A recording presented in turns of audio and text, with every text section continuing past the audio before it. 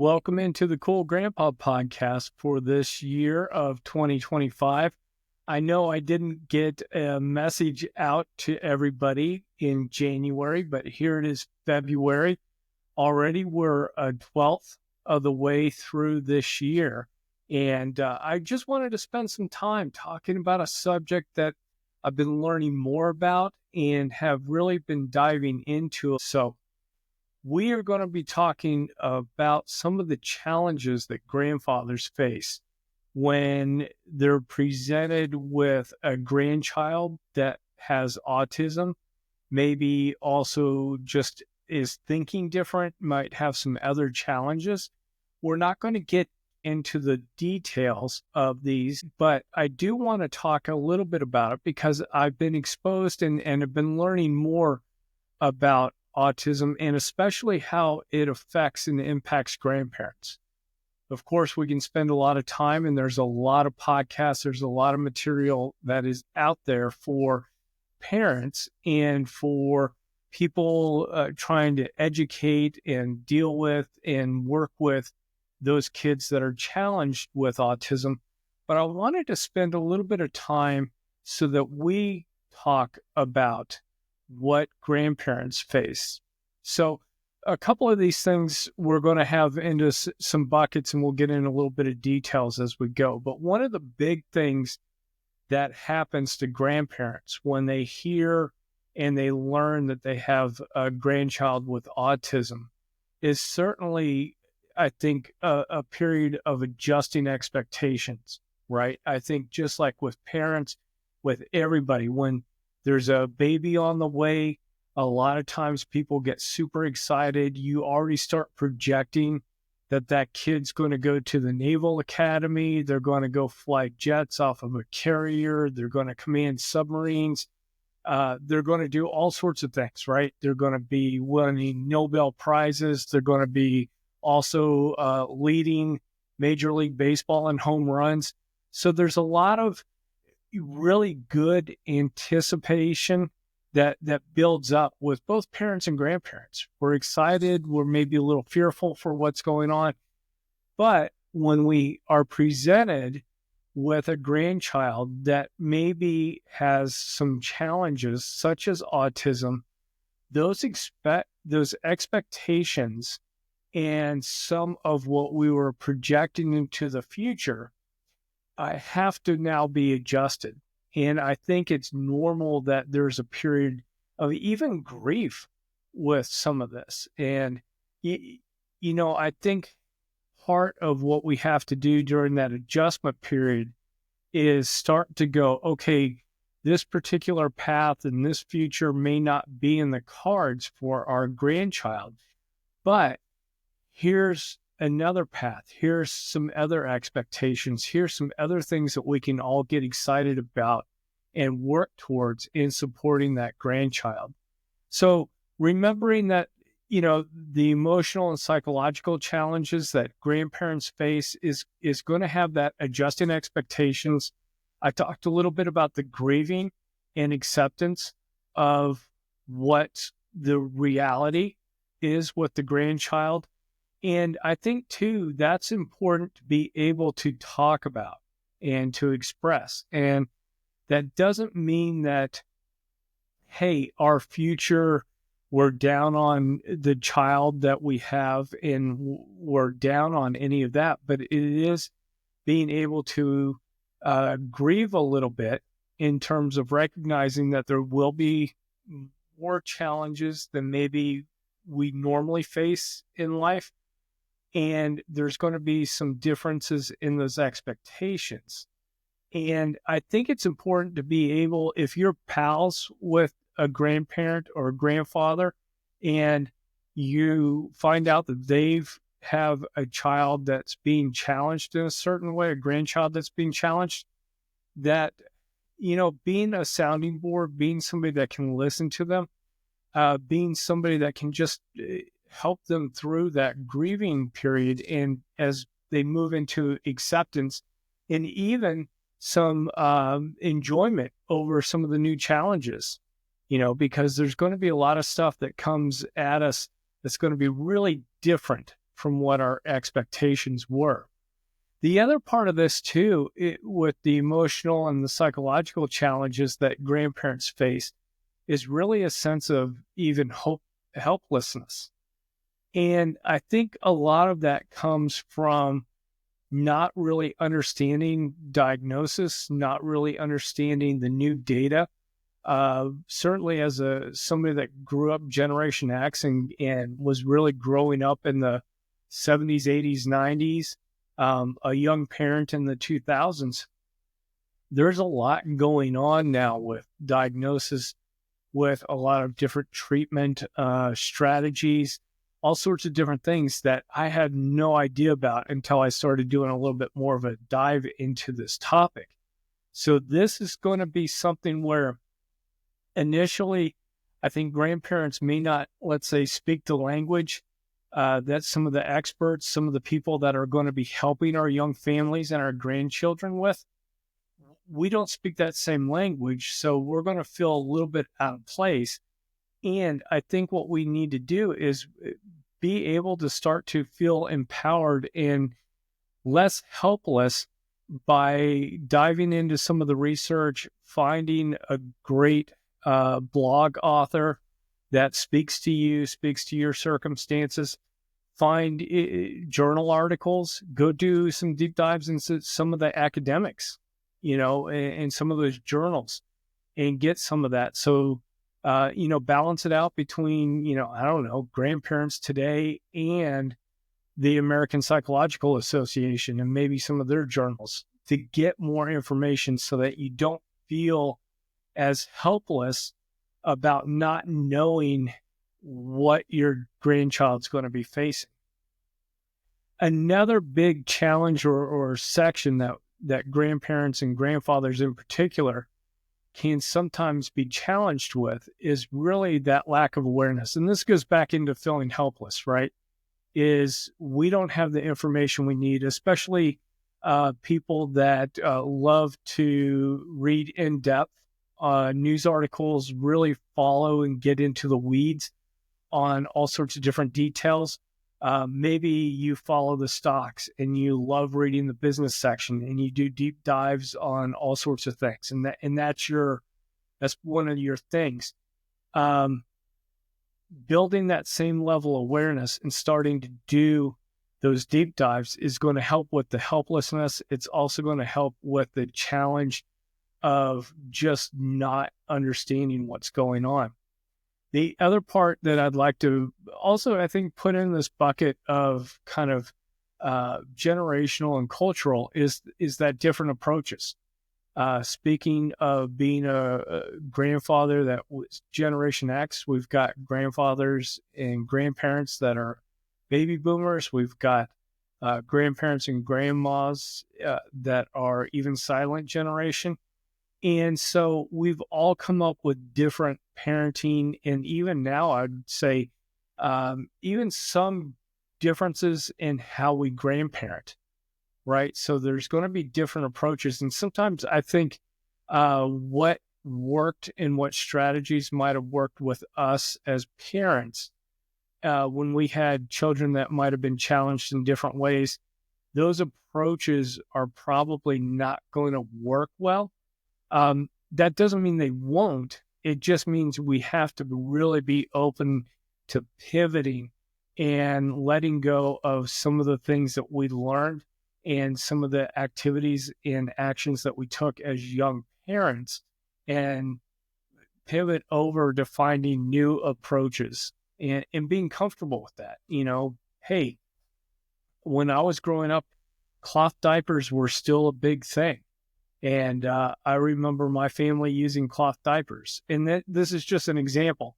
And now I would be challenged if I could believe that more than maybe 3% of the population uses cloth diapers on babies anymore, at least in the U.S. and in probably North America. The other part that I would put into this generational and cultural challenges is also going to be the cultural stigma. I think now things tend to be a little bit more open and accepting, but there are a lot of cultures out there that birth defects, any kind of challenges with the children, is something that is going to be, the culture was keep these things private. They may also be shameful. There may be some other stigmas around some of these challenges that grandparents may be faced with recognizing grandchildren that have challenges. And I think one of the things that we can do as a group of grandfathers in particular and grandparents in general is making sure that we have an understanding heart when it comes to these things. When we have possibly coworkers, people in our community, people in our churches that may have come from different backgrounds and they're handling these situations differently, I think being able to, one, recognize that, talk through it, and then also not judge how that reaction is going on within them.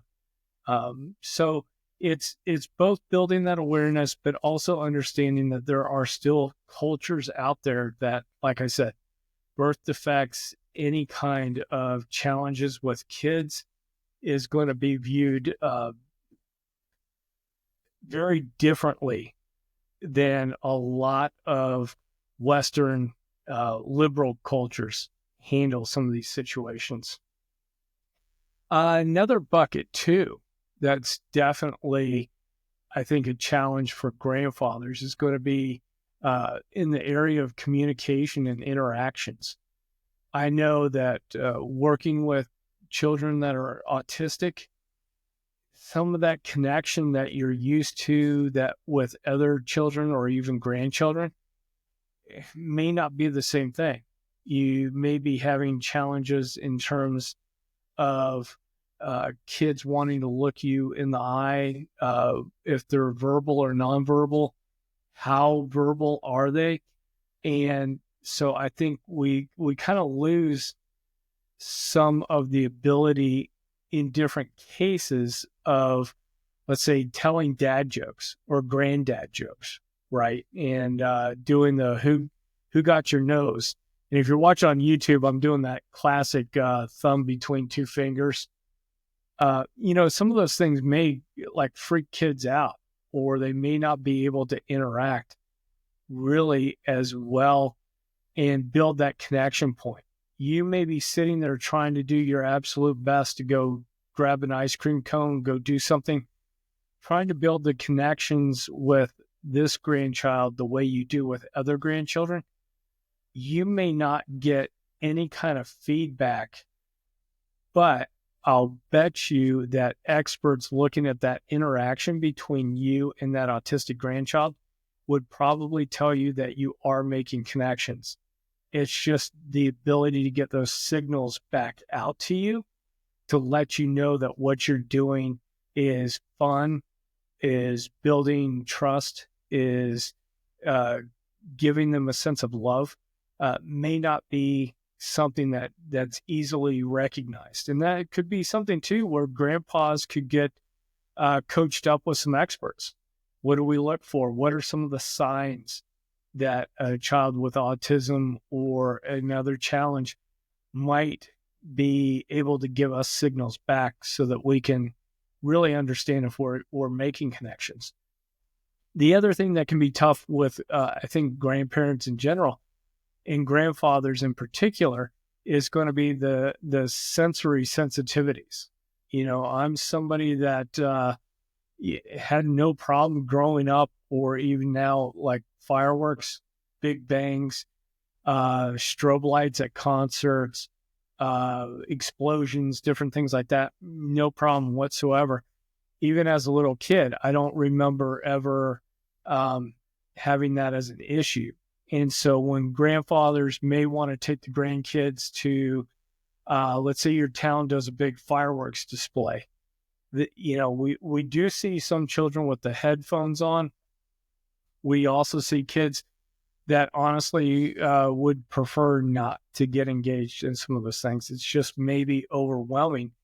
And that can lead to that challenge in how does a grandfather interact with somebody when the grandpa wants to go see a kids movie and take all the grandkids, and you've got one grandkid that with the exploding animation and loud sounds in the movie theater is just not going to have a good time. So it's something to be aware of as a challenge. The last part that I would put into this communication and interactions kind of bucket that grandfathers might face is understanding meltdowns. When kids melt down, sometimes as a parent, sometimes that would be because they heard the word no.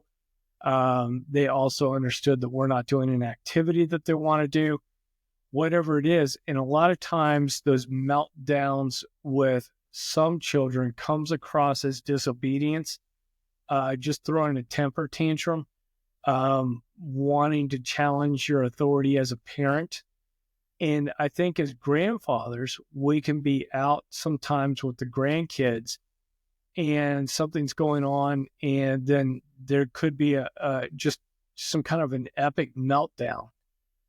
And you're fishing for what's going on with it. But at the same time, if you don't know any better and you're learning how to interact with autistic kids and your autistic grandchildren, sometimes those meltdowns can come across as disobedience when they're really not.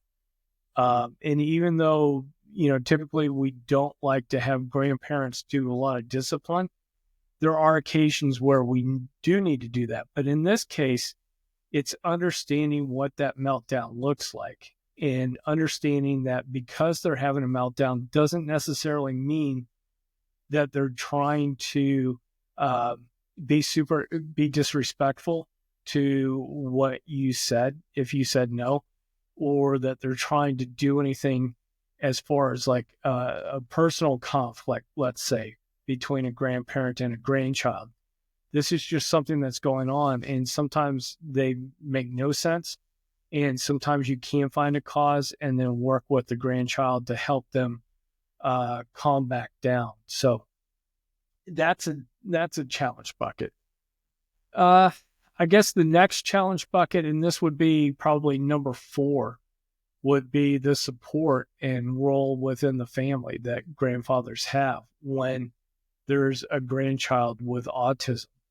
I think sometimes, especially for grandfathers, we may not know what to do or how to interact. A lot of times, especially when you have grandmas can tend to dive in, and hopefully they have a great relationship with daughter-in-laws or their own daughters. And a lot of times in those cases, I think it's grandma that gets involved in having conversations and having intimate conversations around what the parents are going through, what the children are going through. And I think sometimes grandfathers can be left scratching their heads a little bit about, okay, how do I support the parents? What do I need to do? And a lot of times, remember, grandfathers, we want to typically dive in and fix things. This is a case where we're not going to be able to fix things. And so we're left sort of walking around kind of thinking about what we can do and not coming up with a lot of good ideas. So if you know grandfathers that are out there and they've got grandchildren with autism or other challenges, you need to be able to, I think, just also listen to them as they're talking through about maybe frustrations that they're being less than knowledgeable about what they need to do for their adult kids, the parents of those grandkids. And some of this too is that grandfathers feel left out. Like I said, I think grandmas will typically jump in and have those conversations. Grandmas are great. They'll read up on a bunch of stuff. I think grandmas in a very short time typically will get a PhD in autistic kid behavior. And, that may be having an effect of furthering a grandfather feeling that they're being left out of decision making, of being left out of what's going on with the care of that grandchild. And so I want to say just a word for grandmas is, if you find yourself in this situation, check in with grandpa, see what's going on, see what his thoughts are, see what he wants to do, see where you can plug us in, give us a little nudge, help us out so that we can feel part of the solution, let's say, in part of the process of supporting the grandchild as well as the parents especially. And then the last part for this bucket of support and the role within the family is going to be the balancing time with other grandkids. If you have multiple grandkids, and maybe you have multiple grandkids within the same family as a child with autism or another challenge, it can be tough to try to figure out what's fair and what's not fair, because I think the one set of grandkids, they need time on the swing. They need time to go to the movies with grandpa. They need time to go see the 4th of July celebration or New Year's Eve with a lot of explosions and noise. And that might not work for the other grandchild. But then I think you have to figure out, how do you balance out the time and the connection with the other grandchild? You want to do that. And I think part of this is going to be to recognize too that the balancing of time is going to be the balancing of affection, the balancing of interactions, but it may not necessarily really be a balancing of time. You may not be able to go, oh, I spent a half a day at the swimming pool with these kids. Now I need to go spend a half a day with this other grandchild. Well, that other grandchild may get as much interaction and love and attention and affection from you in 30 or 45 minutes as the other grandkids got in a half a day or a day at the pool. It just depends on that grandchild. So I think what we want to look for as a grandfather is not necessarily that balanced time so much, but what's the balanced interaction, or what's the quality of interaction between a grandchild or grandchildren that might have autism and grandkids and grandchildren that don't have autism. And then I think this last bucket that I've been reading about and trying to digest this information is really some of the practical issues. And that's going to be, the learning of new strategies. I think, like we already talked about, what worked as a parent in the 90s and 2000s is not going to work for autistic kids today. A lot of it probably does, but then we've learned a lot more as, I think, a society, as social scientists, as behavioral scientists, all these different things. And I think that we've got a lot more of what works, what doesn't work in play. And so learning these new strategies is, one, it's going to be a little bit difficult, because I think we're going to have to be willing to check our egos and understand that what worked for us then isn't going to work for us now, and being able to adapt to those new strategies. And some of that too is going to be language. I think that's one of the things that I am personally struggling with as I do some of this research and trying to educate myself on how I can support other grandfathers that may be in these situations, is just some of the language changes between what I was learning, way back when, and then what the language is now around coping skills, around learning strategies, around connection strategies, and being able to let go of that part and be okay with it. So, and that also even goes back to what we were talking about with the emotional and psychological challenges for grandfathers. The last couple of things here with the practical issues is really the physical limitations. What can and can't you do? I know some kids with autism, depending on where they are on the scale of things, you may not be able to go out and have a catch with that child. And, to me, one of the biggest connection points that I absolutely loved as a son and a father was going out and having a catch with my dad, with my coaches, older men, and then my sons and the kids that were on our baseball teams. Those catches to me meant a lot in terms of the conversations that we could have while having a catch. And so if presented with grandchildren with autism, they physically may not have coordination to be able to do some of those things. There may also be other kinds of accommodations that you're going to have to make and do with kids with autism that you don't have to do with some of the other grandchildren. And then this last piece too, in the practical issue, is the financial strains.